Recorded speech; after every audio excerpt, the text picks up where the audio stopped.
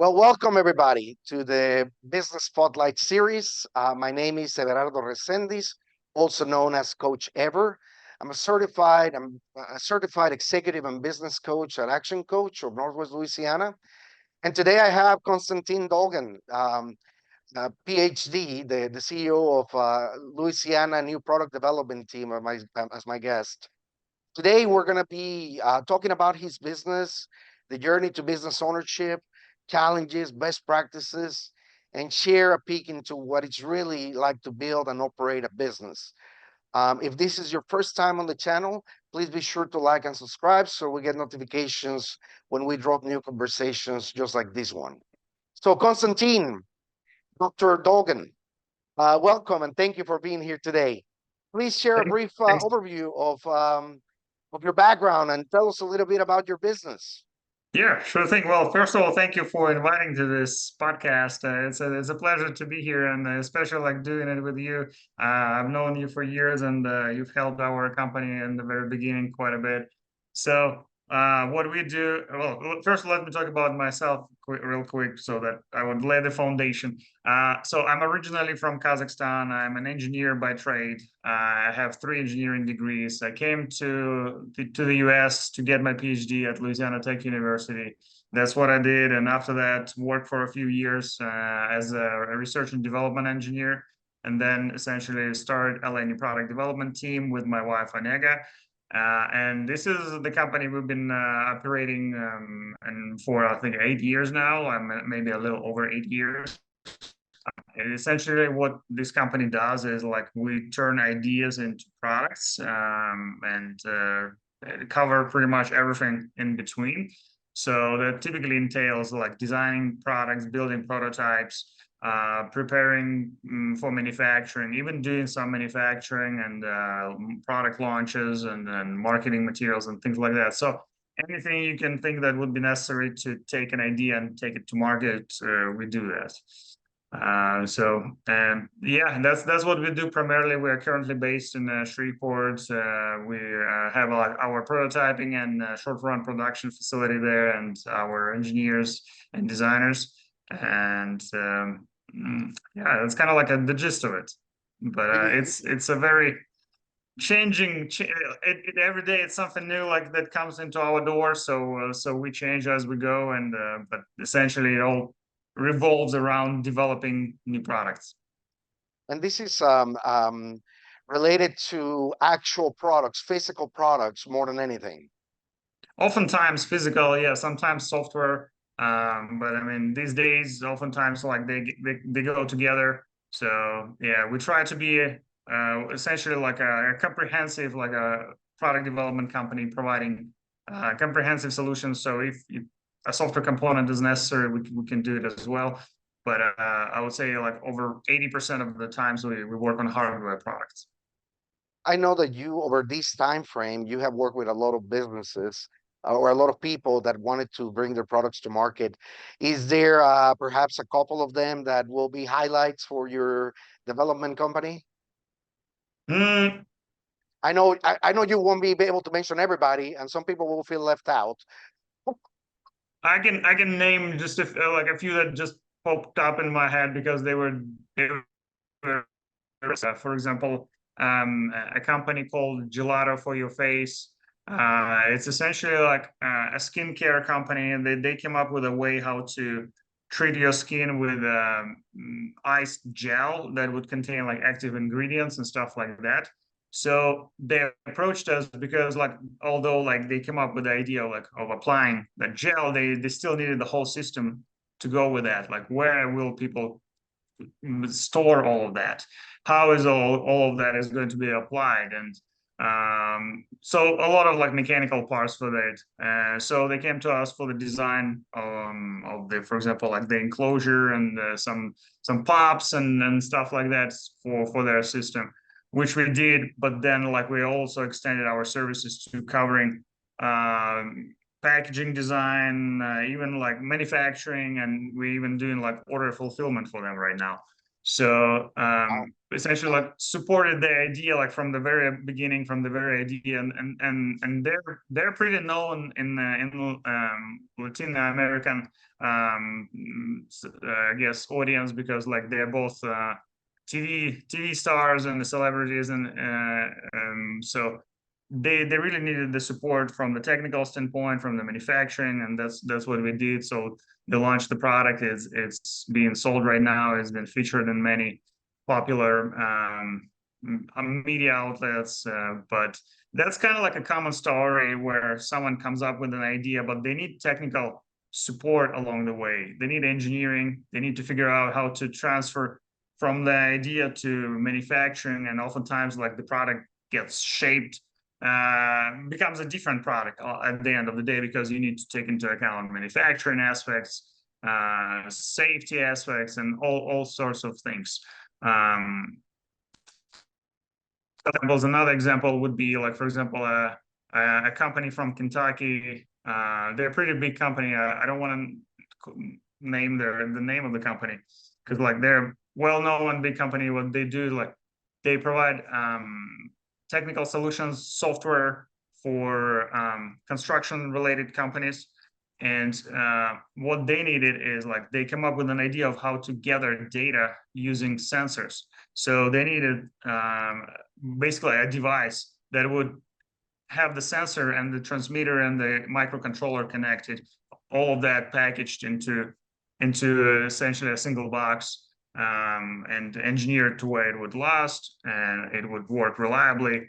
So although they have engineers, they're primarily like software engineers. They don't focus on mechanical engineering or electrical. So they approached us, so we would develop this for them. So that's what we did, and they launched the system, and it's operating. And that's kind of like a typical story when we work with the other businesses.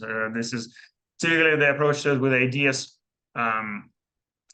that help improving the operations or safety of their operations. So the efficiency of safety of their operations, or when they have like projects that they don't have capabilities to work on, or limited resources to work on. Typically, like they don't have like enough experts in their team to do the engineering, for example. So Oh, wow.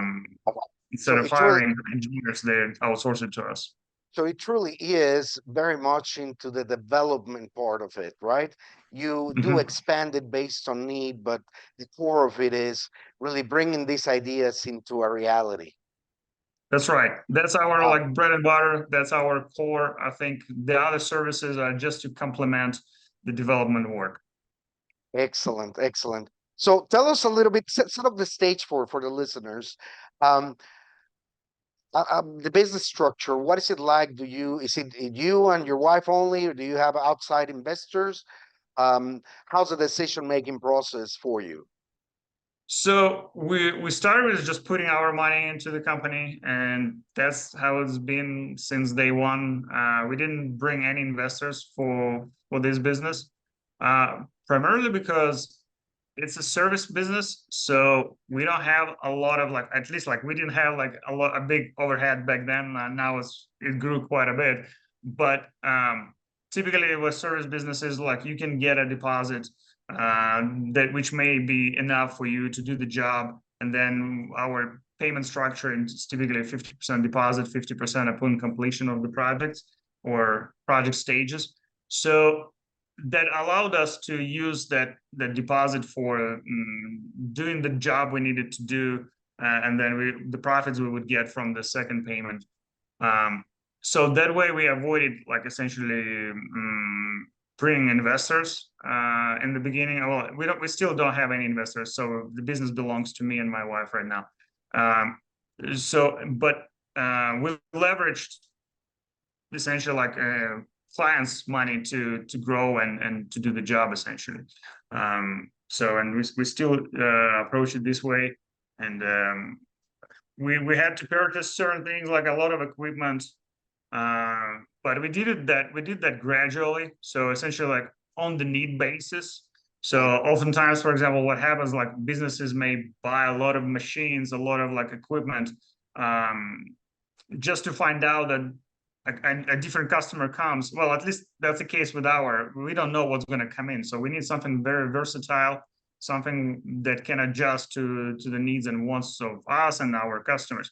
But what would happen, like if you if you invest a lot in equipment, thinking that you're going to do this, and then all suddenly something changes, and now you need to buy other equipment. So we kind of avoided this kind of situation by just buying like on the need basis. So Right. what we kept on growing our technical resources, like our tools and equipment that's necessary in this job. Wow. And so, what's your role and your wife's role in this business right now? I typically take care of operations, just oversee all the projects, all the project managers and our engineers. I communicate with the customers, understand what they really want. Sometimes it's not what they say they want, and communicate that to our team so we would deliver what they're expecting to see.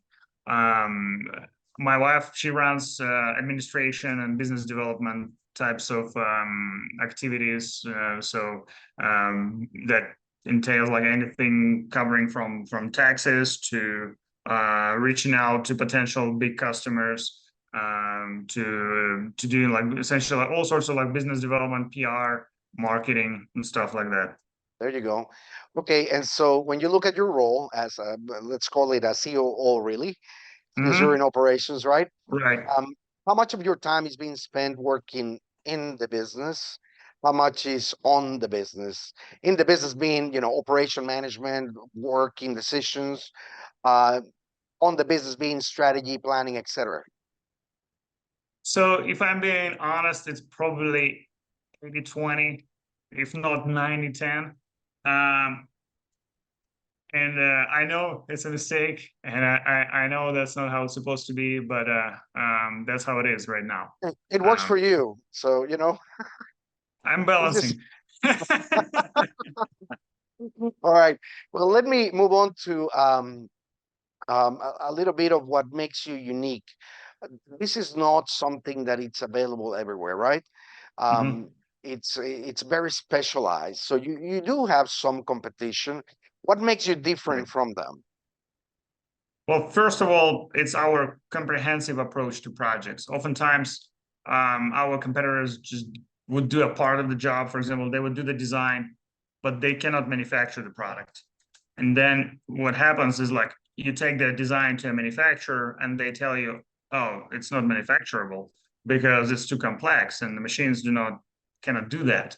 Uh, what we do is like like basically like move the idea through all the stages, and we are responsible for every stage. So we know we cannot design something that cannot be manufactured, for example, or we know that it actually has to work the way it needs to work. So that's one of the very important aspects. Another thing is like we provide actually manufacturing, like short run production in the US and overseas, whatever the project demands. Not many companies do that. And moreover, we focus on short run production, which is even more unique because most manufacturing companies, they make money on volume. So they're not interested if you only need like a few hundred units or even a couple of thousand units. They really want to manufacture like 10,000 units or more. Oftentimes it's in hundreds or even millions of units, depending on Right. the size and the type of product. So, but we realized our customers, they need solutions to get their products to market relatively relatively low investment necessary to do that, and with the lowest possible risk, essentially. So we extended the list of our services to manufacturing, and we figure out how to provide these kind of manufacturing services, but still like stay profitable, but would to where like the customer would be able to get the product to market relatively inexpensively, and it entails like creative approach, something that something where like traditional like mass manufacturing, they don't have to do. And in fact, like it probably would even hurt them if they would approach projects creatively and different from what they do every day. So, and the same goes with other aspects. With like, if you go to an engineer, they would do it. They would approach your project, for example, like from the Functionality engineering stand wise. from the Yeah. engineering standpoint, only like following maybe like some guidelines and things like that. But at the end of the day, your product is novel, so oftentimes it may require a novel approach or some creative solution that they're simply not trained to do and they don't have to do on a daily basis. So um, I think these are our key differentiators. I mean, customer Wow. support is also amazing. And so, knowing that, right? What is one thing that you wish more people knew about your business? Mhm. That we are really, really good at developing concepts. Uh, I think if I would highlight our service, I would say like we excel at developing concepts, technically feasible concepts, not just something that looks nice and shiny, but something that can represent your idea to your potential investors, to your manufacturers, to for any further development that would be necessary. And oftentimes we see people launch their businesses with like poorly developed concepts, and they hit the wall where they start being crushed by um, feasibility related questions like, oh, how much is it going to make? Would it even withstand these kind of conditions and things like that?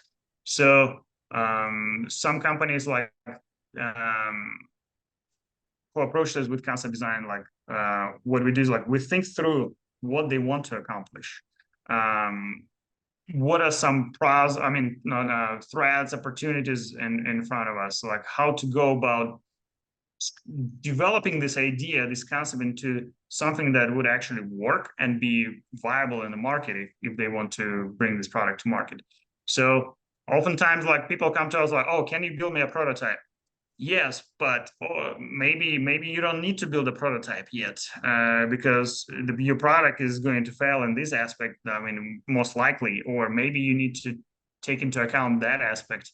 And this is where sometimes I want to like rewind where they are right now and start from idea development and concept development, and then move on with engineering prototyping. And oftentimes it's even like when you work with large companies, oftentimes it's hard to do because oftentimes people are really sad at what they envisioned Tunnel already, and they vision. just want to get, yeah, they just want it to be built. I mean, we can do that, but if you want to achieve like exceptional results, I think idea and concept development are very essential. Love it. Well, that leads me to my next question, which is, marketing, right? So, Mhm. it's something that is vital for every business out there, and an area that most business people or most new business owners struggle with. So, Yeah. you know, um, is this like something that you have a budget for? Is it something that is structured in a certain way? How do you go about marketing this particular business? So I would say we tried all sorts of marketing approaches throughout these years. Uh, and through this experimentation and a lot of money wasted, to be honest with you, well, not wasted, but we learned a lot from it. That's Um, right. You paid for the lesson. exactly. We identified things that work and do not work for us. For example, we found out quickly that social media doesn't really work for us. It may generate buzz, it may create awareness, but it doesn't create customers. That gap between where people know about us and when they may have an idea that would be a good fit for us uh, might be like too long for us. If it if it even if this kind of situation would even happen at a certain point. So what we found is that we really need customers to find us. So us approaching them directly or kind of like pushing our advertisement does not work at all. Uh, but if customers find us and they find that we are a good match for them, then we don't have to do anything. They already, by the time they contact us, they already sold. We just need to tell them how much to pay. Uh, so the way we achieve that is like first, we continuously work on our search engine optimization. So we want to be in the top places on Google with the keywords that are related to our business, but not only related to our business, but to what our potential customers would actually search. Right. The other aspect is messaging. We really want people to go on our website, for example, and just by reading about us, understand, oh, this is exactly the company that I need. And when they do that, I mean, it's a match. We don't have to do anything. Like they already know they need us, they want us, and we just need to make sure that like we can work with their idea and like discuss like what they actually want to do and make sure that it aligns with our expertise and that we would be able to fit their expectations in terms of time frame as well. The other thing is like I mean, newsletters work for us quite a bit. They bring back people who wanted to launch their product, or like started their project, but for whatever reason, kind of like put it on the side or sidetracked by Right. something else, Right. and it was just not a good time for them for whatever reason. So by receiving a newsletter from us, they just get reminded, oh, I wanted to work with them on that, and oftentimes that's what happens. Like we So get it's calls it's and sort of a remarketing. They have already kind of found out about you. They signed up Mhm. for a newsletter, and now it's percolating. It's creating those opportunities. So other Yes, than digital media and email marketing through newsletters, yeah. Mhm. what else do you do to connect with the people who have ideas that want to develop them? Some of the latest things that we've been doing is we've been building AI powered tools. So we've been recently working on a lot of like AI related projects, integrating it into hardware, software, pretty much. I mean, AI is everywhere these days. So what we started to do is like build products or like tools and post them on our website that help people get ready to the point where now they're ready for starting their project. And we started to do that even before AI came in. And we started with our notebook, which was also like a small book for recording ideas and developing ideas to the point where you're ready for the actual engineering and concept development and stuff like that.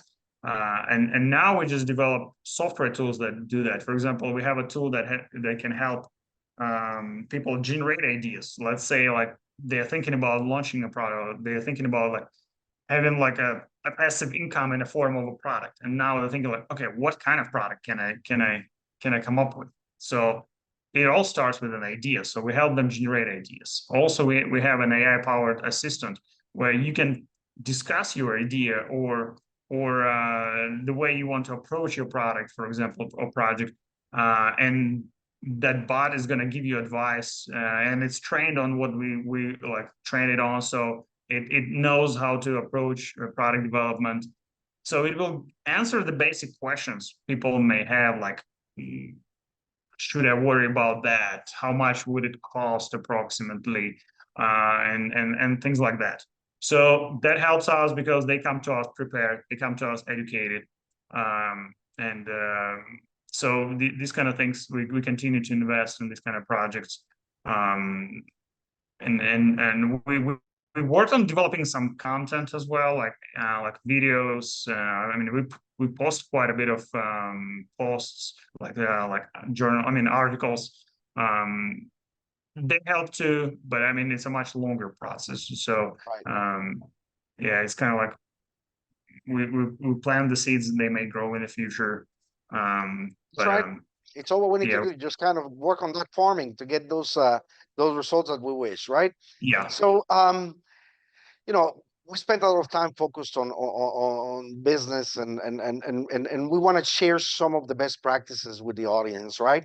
Mhm, I look what I'd like to do is just take a step back and dive a little bit into your journey here, okay? mhm, So you said that you came from Kazakhstan, you came to LA Tech to do these doctorate, right? mhm. Um, you chose to go into business for yourself almost right out of school. as opposed to going and working for somebody that will pay for your actual, your value, your worth at that time. Why'd you make that decision? Um, did you have to work for somebody else first? I did, right? Because I needed a job. I needed to get my financials improved because I was a student for 4.5 years. And before I actually became a PhD student, I was already working back home. I was making money, so it was hard. Not well, I was trying to do some work like as I was getting my PhD, like some side jobs and stuff like that. Um, but I went to work for a company where I worked as an R&D engineer for 2 years, uh, and it was beneficial not only in terms of financial situation, but also I learned quite a bit there, and used those skills a little later in the future. So yeah, I mean, it's a but we actually launched the company when we felt like we're ready, and by that time I already built up some quite a few side projects, helping people to realize their ideas. So I continuously worked on product development starting from the school because I actually like started a student organization, which was doing the same thing. Um, when I was at school, because as a international student I couldn't actually work full time. So Right. my creative idea was to start a student organization that was shaped like a company, and we were operating similar to a company. So See, that very sharp. yeah, that laid the foundation, I would say. So and but once we had enough cash, and we had not only like just money sitting in the bank, but also like we knew that some money will come from these projects and more projects are probably going to come. So that's when we quit our jobs and started the company. um, I would say pretty much never regretted in the since that day. I mean, it never felt like, oh my gosh, we're gonna go broke, or we need to go back to full-time jobs for working for someone else. uh, no, in fact, I mean, we realized that we would probably, I mean, we'll do our best to never go back work for someone else. Not because it's a bad thing, it's just because it's not a thing for us. Right. Although like I enjoyed working in the company. I worked for a couple of years after the school, and I learned quite a bit of that. What was killing me slowly is the lack of changing environment, or like my curiosity wasn't fed enough.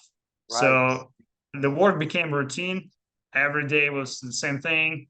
Today we work on the same machine. Next day we work on the same machine with a tiny tweak, and a tiny small modification.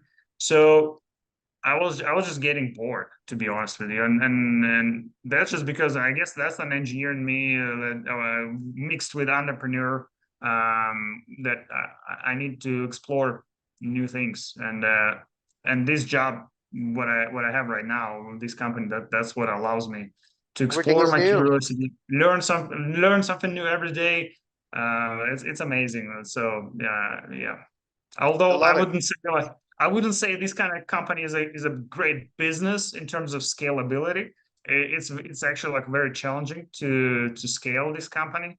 But I love it as a job, I guess, and that's why we realized that also like during our journey that it's probably going to be very challenging to scale this company to the size that we want to, like to where we make like hundreds of millions or something like even like that.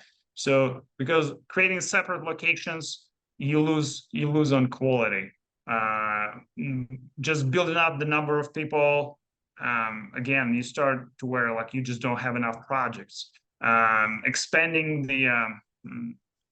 the list of services and tapping into other industries like architecture, for example, possible, but again, like you're gonna stretch so thin. It's hard to do. It's very hard to do. I know of just a few companies who managed to do that, and but even in those companies, a lot of it hinges on a single person or a couple of people.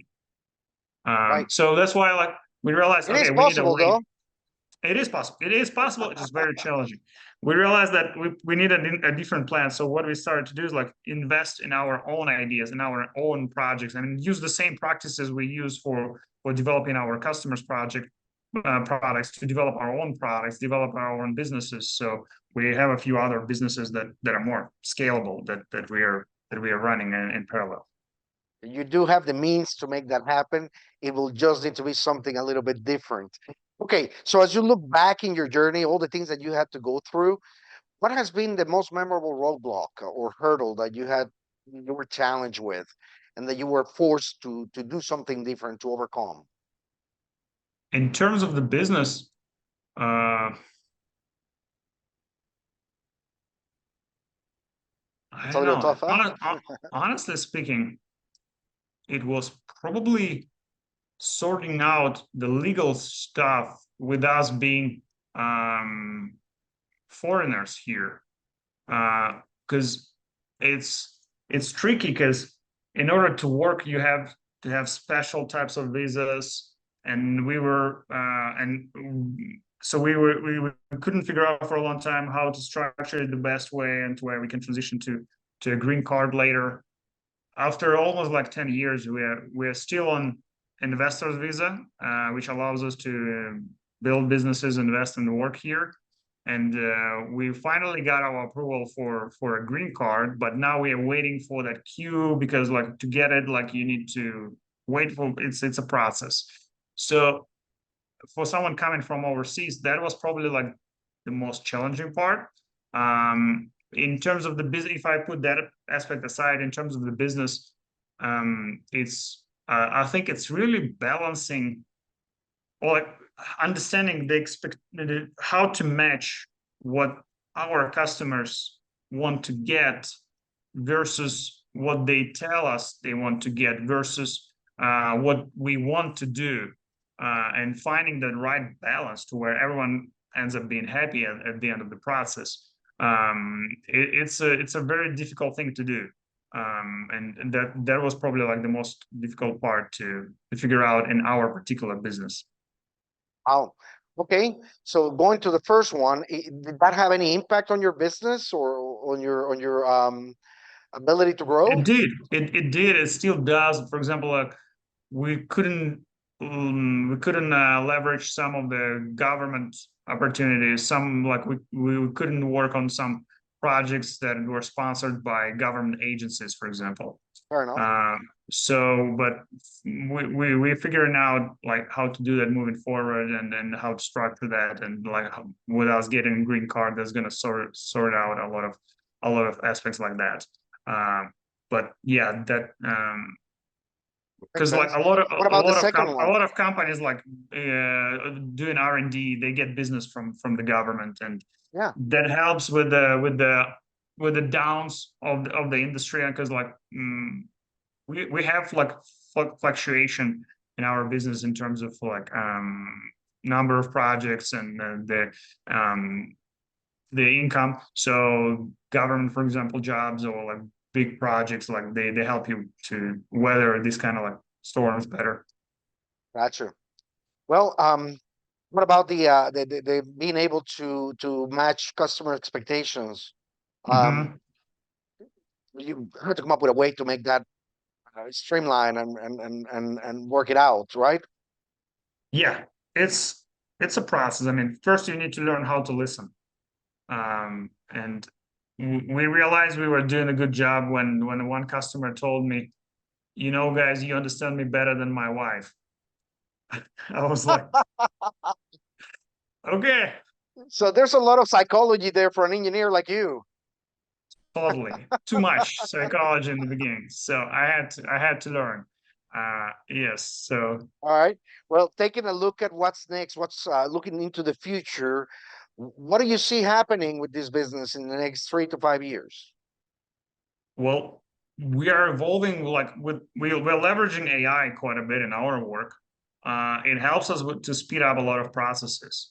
Um, we so I see us becoming faster. Uh, that's a very good thing, because that's probably like the number one request. Okay, can I get this faster? Like, can I get it in a month? Or if ideally people would want like just like us, like snap our fingers and give them what they want. Next week. So becoming faster, more efficient, that's amazing. I think that that's going to help our business quite a bit. Um, I mean, we are following the latest technological advancements as well in terms of like technical equipment and stuff like that. So that's going to help to again like develop better products faster. And in terms of our business, we like I mentioned, we start to invest more in our own companies Ideas. and projects. So we will continue to do that.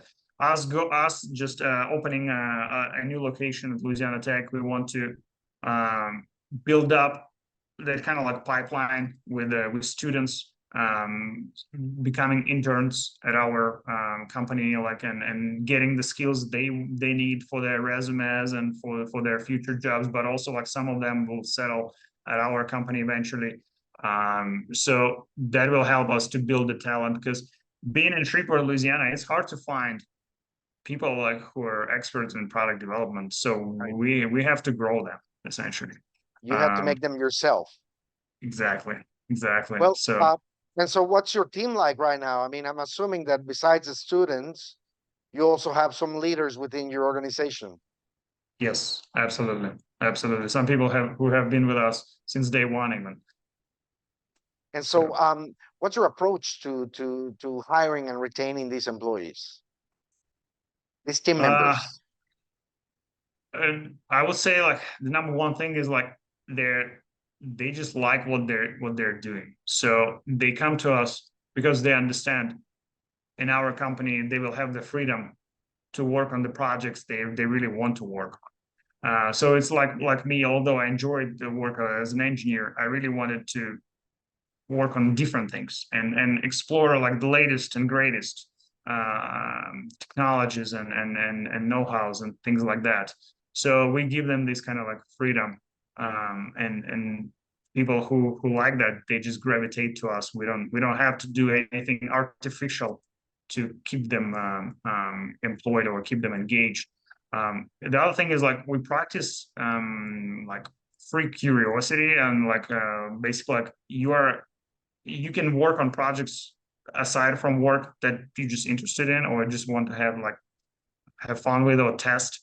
So we allow our employees to do that, and even encourage them to actually like try something, like use the latest tools. Like if you're a designer, try like generative design, for example, like that can speed up the process of engineering something, like using the traditional methods. By using neural networks, you can design it faster. In certain cases, obviously, like there are lots of limitations, and encourage them to use like new tools and play with things. So that I think that also keeps them engaged and entertained, and really like it's just like as long as, and most people, like if they love what they're doing and they're getting paid enough, um, they don't really have reasons to go anywhere Go and else. find somewhere else. Yeah. Exactly. And in terms of hiring, again, like we are not really aggressive in terms of hiring. We kind of like want people to tell us that they want to work with us, because if we kind of like we try that several times, like bringing people I mean at interviews they'll tell you like, oh, this is amazing, we're interested. But then if they really just want a job that pays, I mean, there are better opportunities and some other places where they can probably get paid more or have like better like I don't know, benefits and stuff like that. So we really attract people who are into what we are doing, and they stick with us. I mean, and we pay them fairly, and we try to pay them as well as we can. And then the other perk we have is like we have relatively free schedules. So most people, unless we have some scheduled meetings and stuff like that, they can come and leave at any time they want. Really, as long as the job is done, that's fine. And Now they have we to use be present. They need to come to you, or do you have any remote workers? we have a lot of remote workers. In fact, most of our workers are remote. And I mean, especially like for design, for example, you don't have to have people in house. For other like marketing related stuff, you don't have to have people in house. So yeah, but I mean, they stay with us, like communicating throughout the day. They stay online. They stay at their computer like during the day, and they can yeah, but they can control their schedule. That was another thing that I hated at the job, is like every time I needed to go somewhere, I had to ask like, oh, can I leave earlier today, or can I take a vacation, stuff like that. So we try to give our employees as much freedom in that aspect as possible. I mean, if they have kids, we're okay if they just like leave for an hour to go pick up the kids, or take care of their stuff.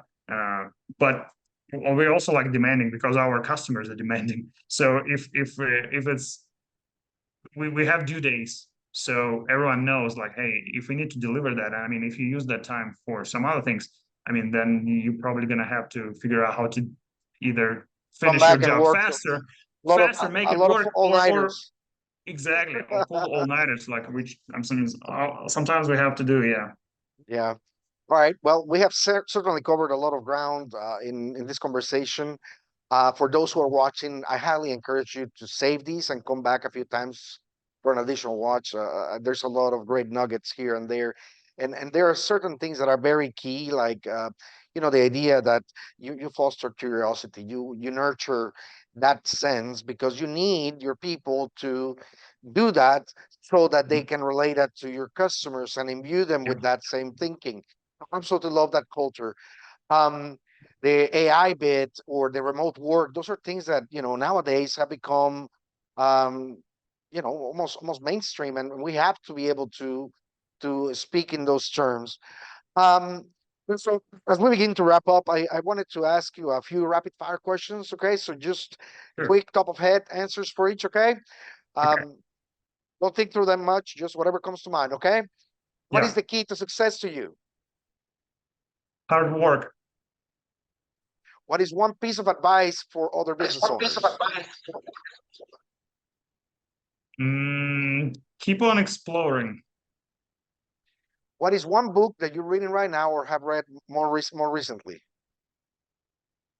Um, well, my favorite one is like Seven Habits of the Effective People, or Highly Productive effective. People. Yeah, highly productive people. Scrum is another one I love. Um, so I love this kind of like self-development productivity books. They kind of spark you, and Moving forward. give you a boost. So if you have to choose only one area of your business that you could immediately improve tomorrow, what will that be? Um, good. It's a good one. Um, I would say probably like marketing, because like it's it's hard to achieve excellence in marketing. So, and I mean, sales cure all the problems. So that's where I would probably put That's more right. focus on. Nothing ever happens unless there is a sale. Yeah. And so, yeah, absolutely, having the opportunities makes a big deal. So, before we get into the final question of the day, um, how can other people learn about your company? How do they get in contact with you? Well, our website is probably number one place, lanpdt.com. They'll find all the contact information there. They can reach out to us. We offer free consultations. So if they have a project they want to discuss real quick, just to get a sense of what it's going to take, and whether what a common question we get, is it a good idea? Which we'll always answer, we don't know, and no one's going to tell you. So it requires some research and figuring out.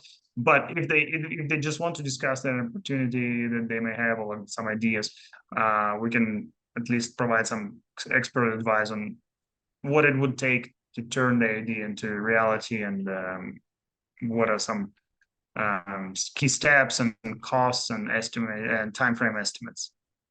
It's almost like I mean, everybody has great ideas as you go through life, right?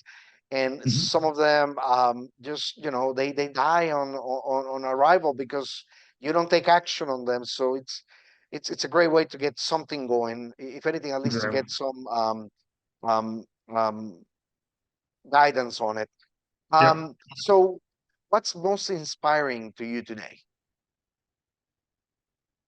AI. Interesting where it's going, isn't it? It is amazing. It's just mind blowing, and things that we can do with it. And I So, mean, there are, all new technologies come with drawbacks, and we just have to figure them out and deal with them somehow. But it's going to create it's going to create a different world. So that I'm very excited about that. so that there's this curve that talks about the adoption of new technologies, and so you Mhm. have the pioneers, you have the early adopters, then the late adopters, and then the laggards, right? Where will we Yeah. be right now with AI? Are we in pioneer stage or early adopting stage? Or are we in the peak of it? Oh no, we're laggers. We're laggers. We're Really? laggers. Already? If yeah, I mean, if you, of course, I mean, if you learned about it from social media, TV, you already a lagger. There you go. I love it. I mean, because people started to develop it like tens of years ago. Decades So ago.